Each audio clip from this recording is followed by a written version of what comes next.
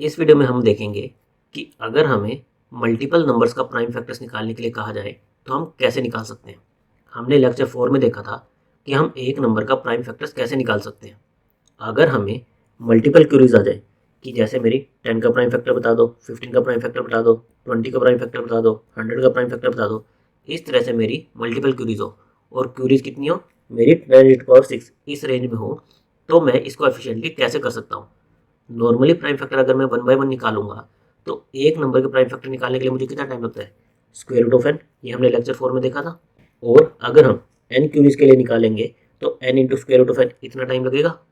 अब अगर हमारा क्यूरीज काउंट बेसिकली एन 10⁻6 चला गया तो क्या हुआ, 10⁻6 इंटू स्क्वायर रूट ऑफ 10⁻6 यानी कि 10⁻3, 10⁻6 इंटू 10⁻3 हमारा टाइम लग जाएगा 10�9, जो कि बहुत ज़्यादा है। तो हमें अगर मल्टीपल क्यूरीज हों तो हमें कोई बेटर मेथड ढूंढना पड़ेगा। जैसे हमने मोस्ट प्राइम रिलेटेड प्रॉब्लम्स में देखा है कि हम सेव मेथड का यूज़ करके हमारी प्रॉब्लम को ऑप्टिमाइज कर सकते हैं, बेसिकली बेटर टाइम इंडस्ट्री में से कर सकते हैं। तो इस प्रॉब्लम के लिए भी हम सेव मेथड का ही यूज़ करेंगे। बट इस मेथड को समझने से पहले लेक्चर 2 और लेक्चर 5 ये आप पहले देख लीजिए। लेक्चर 2 में हमने सेव मेथड को इंट्रोड्यूस किया था कि सेव मेथड क्या है और उसका यूज़ क्या है। लेक्चर 5 में हमने देखा था कि हम smallest prime factor array basically 1 से लेकर n तक के नंबर का, हर एक नंबर का स्मॉलेस्ट प्राइम फैक्टर कैसे स्टोर कर सकते हैं एफिशिएंटली सेव मेथड का यूज़ करके। इस प्रॉब्लम की अप्रोच के लिए हम ये SPF स्मॉलेस्ट प्राइम फैक्टर जो हमने वेक्टर बनाया था उसका यूज़ करेंगे। तो इस वीडियो को आगे देखने से पहले एक बार आप लेक्चर 2 और लेक्चर 5 ये वीडियोस देख लीजिएगा। नाउ मैं मान के चलता हूँ कि आपने ये देख लिया है कि smallest prime factor save method का यूज़ करके हम कैसे बना सकते हैं। हमारा स्मॉलेस्ट प्राइम फैक्टर एरे कैसा होता था, 1 to n। इस तरह से एक टेबल होती थी जिसमें हर एक इंडेक्स पर वैल्यू क्या होती थी, जैसे 2 इसका स्मॉलेस्ट प्राइम फैक्टर, 2 का स्मॉलेस्ट प्राइम फैक्टर क्या है 2, 28 इसका स्मॉलेस्ट प्राइम फैक्टर क्या है 2, 9 का स्मॉलेस्ट प्राइम फैक्टर क्या है 3। तो हर एक नंबर का अप टू n, हर एक नंबर का स्मॉलेस्ट प्राइम फैक्टर उस इंडेक्स पर स्टोर होता था। नाउ इस एरे का यूज़ करके हम किसी भी नंबर के प्राइम फैक्टर्स कैसे निकाल सकते हैं। जैसे अगर मुझे 28 इसके सारे प्राइम फैक्टर्स निकालने हो तो मैं कैसे निकाल सकता हूँ। 28 के मेरे प्राइम फैक्टर्स होते क्या हैं, 2 इंटू 2 इंटू 7, ये मेरे प्राइम फैक्टर्स होते हैं। तो मैं सेम फैक्टर्स इस टेबल का यूज़ करके भी इजीली निकाल सकता हूँ। सबसे पहले मैं क्या करूँ, इस 28 पर चला जाऊँ। इस 28 पर जो वैल्यू है वो मेरा एक प्राइम फैक्टर हो गया, 28 का एक प्राइम फैक्टर हो गया 2, ये मेरा स्मॉलेस्ट प्राइम फैक्टर था। तो मैं 28 को इस वैल्यू से डिवाइड कर दूंगा, मेरा बचेगा क्या 14। फिर मैं जाऊंगा 14 पर, 14 पर क्या वैल्यू स्टोर है 2, तो मेरा एक और प्राइम फैक्टर आ गया 2। मैं इस 14 को 2 से डिवाइड कर दूंगा, मेरा कितना आएगा 7। फिर मैं जाऊंगा 7 पर, 7 पर मेरा प्राइम फैक्टर क्या है 7, तो मुझे एक और प्राइम फैक्टर मिल गया 7। फिर इस वैल्यू को 7 से डिवाइड कर दूंगा, मेरा क्या आया 1। जैसे ही मेरा 1 आएगा मैं इस प्रोसेस को स्टॉप कर दूंगा और मेरे प्राइम फैक्टर क्या आ जाएंगे 2 इंटू 2 इंटू 7।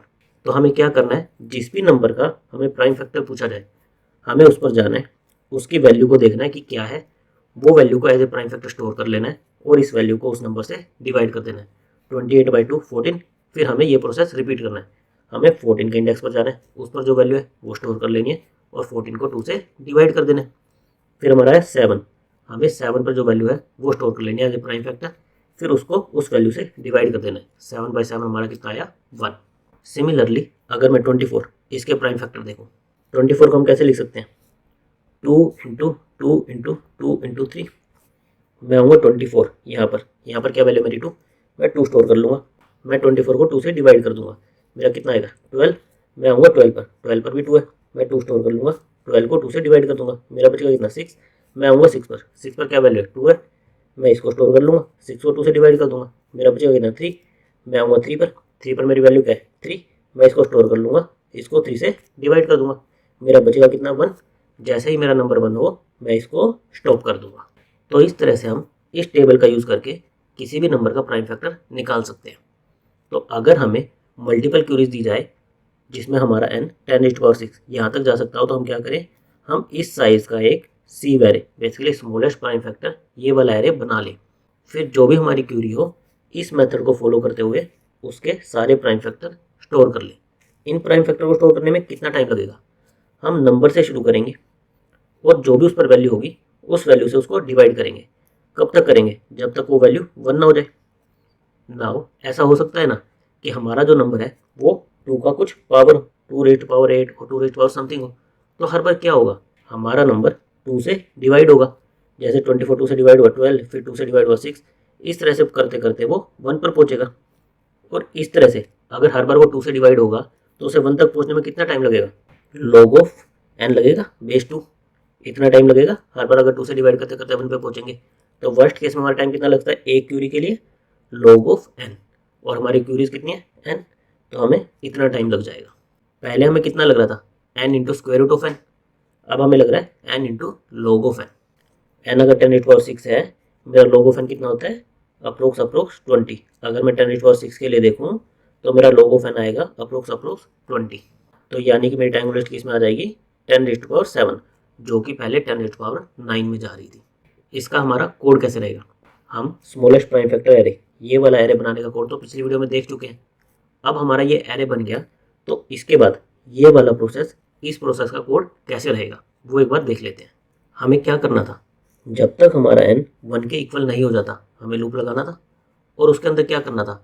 जो भी मेरे उस इंडेक्स पर, nth इंडेक्स पर जो भी मेरे एरे में वैल्यू है वो स्टोर करनी थी, और मेरे n को इससे डिवाइड करना था।